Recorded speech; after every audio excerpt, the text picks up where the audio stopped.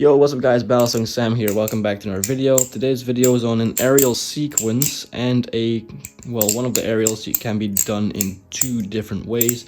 Let me show you. So here is how the aerial sequence looks. And here's a slow-mo.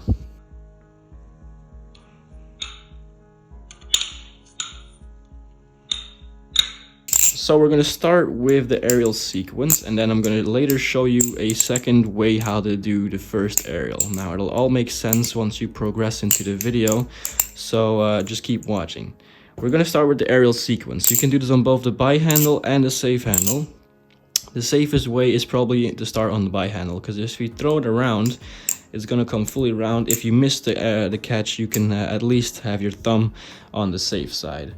If you do start on the safe handle and you throw it around and you miss it, there's a chance that you might hit the by handle like that. It is whatever you're comfortable with. Now I always do it, or most of the time do it whenever I'm on the safe side, so I'm just going to do that right now too. I'll show you both options though. Once you start on the safe side, we're going to open it up horizontally like that. And while we do that, we're going to raise our hand, preparing ourselves for an aerial basically. So we're going to do that. Like that kind of movement. Once we're here, we're just obviously gonna have to let go to start the aerial. So once we do that, we're gonna have to do some things with our hands. So we're first of all once we throw it, we're gonna release and kind of back off a little bit to give the bell some space to actually do the rotation. So as you can see, I just throw it and back off. Now once we're here, it's gonna come around in this position exactly.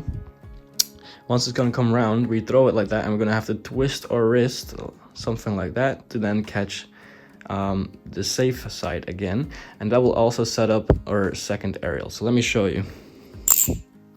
So we're going to throw it and twist our wrist, like back off, twist our wrist, and set ourselves up for the next aerial. Here's how it looks. So as you can see, I caught it now in this position, and because of this wrist twist movement, we are also now set up for the second aerial, which is basically an aerial handle switch. So we're going to throw it vertically up with the blade facing towards us, and then we're just going to grab the by handle. Now from here, we can do multiple things. What I did in the beginning is I just did that to show you the trick. That's a pretty cool way to end it. However, there's multiple ways. If you're starting the safe handle, we can go into a scissor, if I can actually do a scissor. There you go. You can go into a scissor. If you start on the by handle, we can do a giraffe. If I can actually do a giraffe. I'm really bad today for some reason. But there's also stuff like we can do, if you start on the safe handle, we can go into that underhand fan, into a chaplain, whatever. Multiple ways to end it. So that is basically the aerial sequence. So once we have over here, you can just do a little flick and then do whatever you want. Looks pretty clean in my opinion, and you don't even have to do them together. As you can see, I just did that there.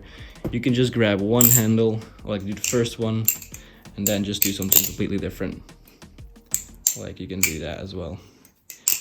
Now, how can we do this first aerial different in two ways? So the first one I just showed you is for setting ourselves up for a next aerial.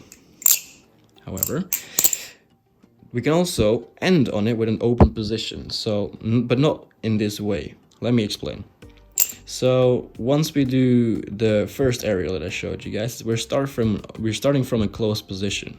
So there's no way we can actually end in an open position, right? So the difference is in how you start the aerial.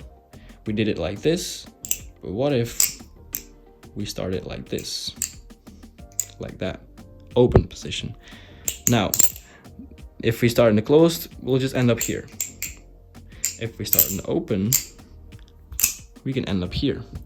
Now, this is the exact same movement. We have to back off, twist the wrist, and then snag the handles like that.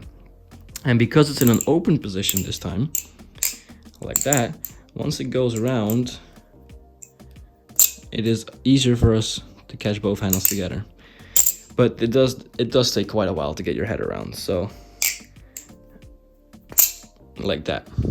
And you kind of also have to like you release, you hold back, but then you also have to kind of like snap it. You have to grab it. You have to go after it, basically. Well, it basically depends on how you throw it. You can also just have it come to you. It just depends.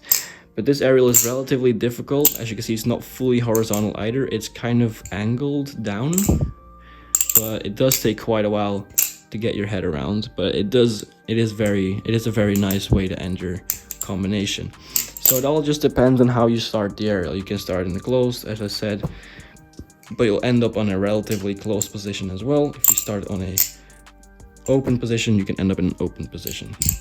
Now you can also combine the whole aerial sequence and a second aerial, so that would look like this.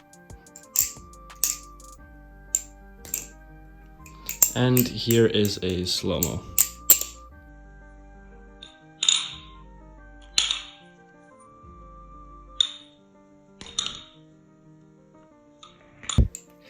So there you have it, a tutorial on a weird aerial. I hope you guys enjoyed. If you did, make sure to leave a like and show me on Instagram your results, comment flips. I know you're watching as one of the first. Show me, I want to see you do it. And I mean, everyone is welcome to do it. Tag me on Instagram in your story and I will show your results on my story as well.